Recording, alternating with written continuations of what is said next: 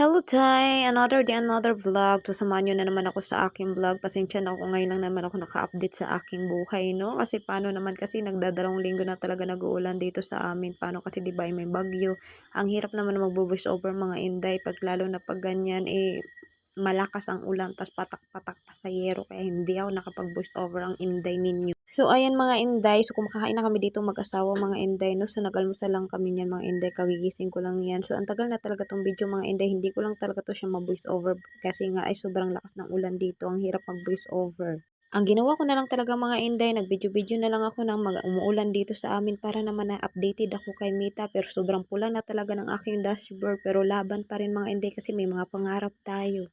So, habang nagkakape ako diyan mga inday, pagkatapos ko kumain, nagkakape na ako diyan mga inday, no? Tinitingnan ko ang aking mga manok diyan mga inday. Ako talaga naawa kasi basang-basa na talaga sila. Tapos nandito ang aking asawa mga inday, nagigiga. Sabi ko sa kanya, alis ka muna kasi maglilinis na ako mga inday. At ito na naman tayo sa ating gawain, buhay, asawa, mga inday, no? So, ligpitin muna natin to, pagpagpagpag muna natin itong ating higaan kasi nga hindi naman natin to pwedeng ligpitin kasi nga umuulan. Ang sarap pa rin tumatulog mga inday, pero masarap pa rin matulog mga inday na malinis ang ating higaan. Sobrang lamig talaga dito mga inday, lalo na ngayon bumababa talaga yung pag sa amin dito, no? Sumasabay pa yung hangin, tapos sumasabay pa yung ulan. But buti-buti nga ngayon mga inday, naka-voice over na ako at huminto na talaga. Sana nga bukas ay uminit na mga inday, kaysa ang aking mga talagang garden mga inday nalunod na sa baha. Pagkatapos ko magligpit dun sa kwarto mga inday, so dito na naman ako sa aking munting kusina mga inday, no? So nandito pa talaga ang aking miming mga inday, nakikisali pa talaga sa aking pagbablog. So kinikis-kis ko muna siya mga inday kasi nangihingi na talaga ang aking miming na pagkain dyan. Naghuhugas na ako dito mga inday kasi ang dami talagang ligpitin ang inday ninyo. Ganyan talaga mga inday, no? Masarap pa talaga maghiga-higa pero wala tayong magawa kasi tambak na ating hugasan. Maglinis muna tayo bago tayo maghiga-higa ulit, no? Pag itig-ulan talaga mga inday, nakakatamad talaga lumabas. Lalo na rin ngayon, malamig-lamig talaga sobra. Pag dito pa naman sa Tagaytay mga inday, pag nag-start talaga yung bear mga inday, sobrang lamig na talaga dito. Kailangan na talaga natin magsipag-sipag mag-vlog mga inday kasi sayang naman yung ating pag-umpisahan kung magtamad-tamad tayo dito, no? So matatapos na talaga ang inday ninyo dito. So nagbanlaw-banlaw na talaga ang inday. So linisin ko na tong aking magandang lababo mga inday. Grabe talaga ang bagyo ngayon mga inday, no? So nakita ko talaga sa mga new feeds sa Facebook mga inday, ay hanggang liig na talaga yung baha dun sa Maynila. At dito naman sa amin mga inday, sa awa naman yung Diyos, yung bako okay naman kami. Ang hirap talaga mga inday pag may bagyo, lalo na yun mga inday, 2 weeks talaga walang pasong ang aking bananas dyan mga inday at buti na lang ay nakasurvive, no? At sana nga mga inday ay sunod-sunod na talaga uminit para naman ay may pasok ng aking asawa mga inday kasi gutom talagang aabutin natin dito. So pagkatapos ko talaga maghugas mga inday, so naglinis-linis ako dito, nagwawalis na ako mga inday, no? Kasi maglilinis din ako sa labas dahil napakaano talaga doon putik. Ganito talaga sa amin mga inday, pag nag-ulan, pumapasok talaga dito mga inday. Tingnan nyo yung sahig, di ba? Ang basa-basa mga inday. So pagkatapos nyo mga inday, ay pagresensyahan nyo ng aking mga sinampay dyan mga inday. Hindi talaga ako nagtatambak na ngayon mga inday ng labahin kasi nga ang hirap magpatuyo. Kinuha ko muna yung mga tuyo ko dyan mga inday kasi gusto ko, gagamitin ko kasi yung hanger dyan mga inday. Ang ginawa ko, tinanggal-tanggal ko na kasi wala na talaga ako hanger mga inday. Magkukusot kasi ako dyan mga inday, no? Lalabhin ko itong mga nabasa namin ng ulan mga inday kasi ayoko talaga dadami ang aking labahin.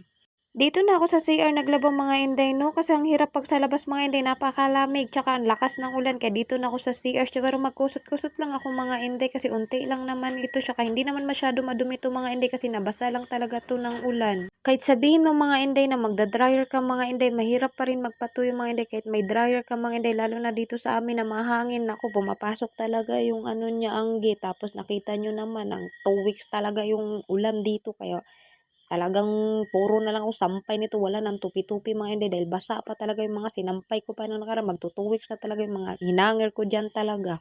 Bahala na talaga mga inday, kailangan ko na talaga lagi mag-update sa aking pagbablog kasi ang hirap talaga pag hindi sunod-sunod ang vlog mga inday. Napakapula na talaga ng dashboard ko, hindi ko alam kung saan ako nagkulang. Lagi naman ako nag-engage, ginawa ko naman ang lahat pero pula pa rin. Magsipag-sipag na talaga ang inday ninyo mag-upload mga inday. Bawal magtamad-tamad kasi may mga pangarap talaga tayo. So, natapos na talaga ako dito magkukusot mga inday. Dito na rin ako magbabanlaw, no? So, dito na ako sa drum mga inday kasi para naman matanggal agad itong mga bula-bula na ito.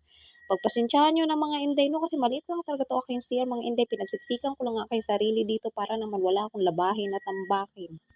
Kahit sa pagligo mga inday, tinatamad na rin ako maligo sa sobrang lamig talaga dito sa Tagaytay mga inday, no? So, ginawa ko dyan mga inday, hindi na ako maligo dyan, magbihis na lang ang inday ninyo kasi napakalamig talaga dito. Natapos na talagang inday ninyo magbanlaw, so magsampay na ako dyan mga inday, so ang asawa ko na mag-dryer dyan. Yung pinagamitan ko dyan ng pagbanlaw mga inday, nilinis ko na dito sa aking bowl, no? So, nilinisan ko na to aking mga CR at hinugasan ko na to aking mga rinula mga inday. Aking rinula isa lang pala yan, no? Makaakin talaga. Ang gulo-gulo talaga ng aking pagbo-voice over ba, nagutal-utal pa talaga ako dito mga inday, matatapos na 'to aking pagbo-voice over, ayaw ko nang umulit. So, ang asawa ko diyan mga inday, nagda-dryer na siya diyan. At ako naman dito mga inday, so nagsampay na talaga ako dito sa aking pinagkukusutan. So, wala na talaga ako hanger diyan mga inday. Ang ginawa ko, tiningnan ko baka may matuyo na puwede na talaga tupiin 'no, kasi naubusan na talaga ako ng hanger. Sobra talagang lakas ng ulan diyan mga inday. So, ipakita ko talaga sa inyo, napakalakas talaga ng ulan dito. Sinampay-sampay ko na lang dito yung aking mga short. No, tingnan nyo naman mga inday, di ba? Hindi naman halata na malakas dito ang ulan. Balik na tayo dito sa aking ginagawa mga inday. So, sinampay ko na tula aking mga sinusot-kusot mga inday, no? So, nagutal-utal na naman ang inday ninyo. So, habang ang asawa ko dito nagda-dryer mga inday, nagmuni-muni siya dito na kamusta na yung mga manok niya dyan kasi nabasa na talaga ng ulan.